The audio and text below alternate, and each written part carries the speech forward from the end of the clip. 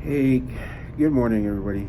All right, so this is the second part to a video that I did earlier about Korea DMZ veterans.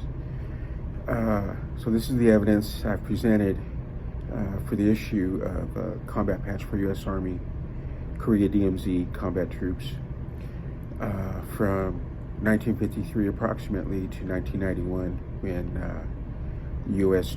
combat troops stopped patrolling the DMZ, the entirety of it.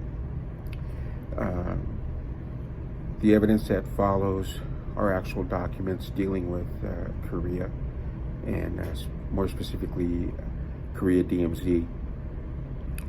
Here we go. Document UNC Regulation 551-4 14-F. All DMZ areas should be considered mined. UNC Regulation 551-4 15.A acknowledges hazards within the DMZ. UNC Regulation 551-1 Appendix 2 entry to the Joint Security Area at Panmunjom DMZ will entail entry into a hostile area and possibility of injury or death as a direct result of enemy action. The United Nations Command, the United States of America, and the Republic of Korea cannot guarantee your safety and may not be held accountable in the event of a hostile enemy act. This is actual verbiage from these documents. You can research them. That's why I'm giving you the nomenclature to them. UNC Regulation 551-4, Section 8, General B. The belligerent Korean People's Army and the Chinese People's Volunteers can, through enemy action, cause loss of life. UNC Regulation 551-4 maintain constant surveillance of all enemy activities over or within the DMZ.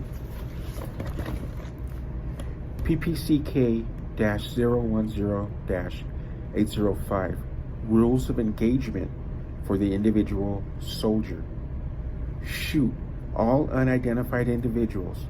If they attempt to escape or evade, shoot them. Senator Mike DeWine has acknowledged the hostile, dangerous aspect of the DMZ, documented in the 109th Congress, Second Session, S. 2914 in the Senate of the United States, May 19, 2006.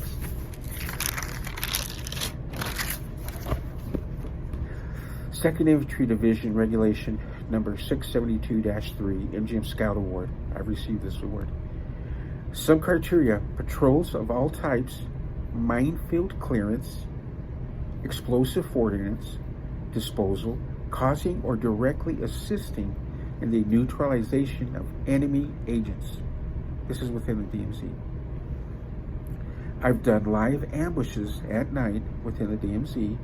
I've done search and destroy missions with live M16 ammo, live Claymore mines, live 40mm high explosive M203 rounds. The command saw a need for additional combat training for the DMZ and created an intense Korea DMZ Combat Academy. All this, and we were still not allowed the combat patch. In the Army Times, there was an article of the 1st of the 14th Field Artillery going to the UAE for a training mission. Now, I'm not downing what they did. I'm just pointing this out as a point in connection with the DMZ in Korea. They went to the UAE for a training mission, and then in another article, they received the combat patch for that deployment because it was a hostile area. Korea DMZ, nothing was ever given.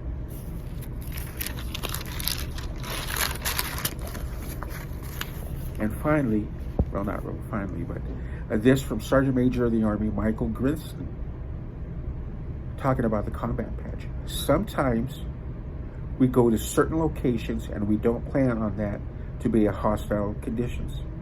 But it may turn hostile. How do we recognize those soldiers who are out doing what we have asked them to do? So we allow them to wear the shoulder sleeve insignia for the unit. I think this is appropriate. That's a combat patch. Also then, it is appropriate for the Korea DMZ veterans for their duty in a hostile duty area to receive a combat patch. Google the info. It's all there. All this nomenclature that I gave. And thank Senator Gozar and his worker Sean down there in Arizona. They've been helping us receive that combat patch. It's in the pike down there. Let's see, I'm from Colorado, and no politician here in Colorado, Republican or Dem, would help me or us. Thousands of veterans over the time that patrolled the DMZ, combat troops, U.S. Army combat troops, and I've seen Marines down there too. I've seen them. I've asked reporters from everywhere, Fox News, nothing. So I want to thank Senator Gozar and thank you, Sean, down there for listening and helping out. No one else did. So TikTok, give a shout out to Senator Gozar for helping out. Share and like this, please. Also, I want to give a shout out to veteran Lopez and his podcast. I still want to finish that interview. That's it. We did our duty. It was combat per AR 670-1. Everything was live.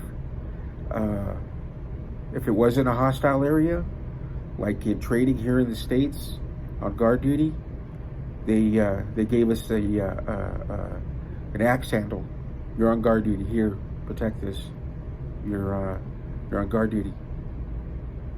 So then, in Korea DMZ, why did we carry live ammo? Why did we carry high explosive 40 millimeter grenades and claymore mines with thousands of steel balls to rip an enemy apart? Because it was a hostile area. It was a combat zone. And we went and looked for those little bastards. North Korean troops, they're hardcore.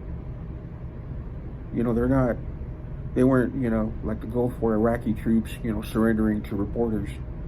North Korean Special Forces are out there, and they're hardcore. So we went looking for them. We set live ambushes to destroy them, to blow them up. We searched and destroyed looking for them. And we didn't get a combat patch. I understand, we didn't take fire at that moment when I was out there. So, yeah, I'm not asking for the CIB or a cab, just the combat patch, because it was a hostile area. The whole DMZ is to be considered mined, and we're out there. The North Korean unit talked about in the 109th Congress by Senator DeWine was created solely to find Americans and to destroy us. Kim Jong-il, the grandfather over there, the original, or Kim Il-sung, I think it was, set out, declared war on us to destroy us. So that's not a hostile zone. We don't, deserve the combat patch. All my documentation, everything that I did shows that we deserve that. Thousands of us. So, like and share. Thanks.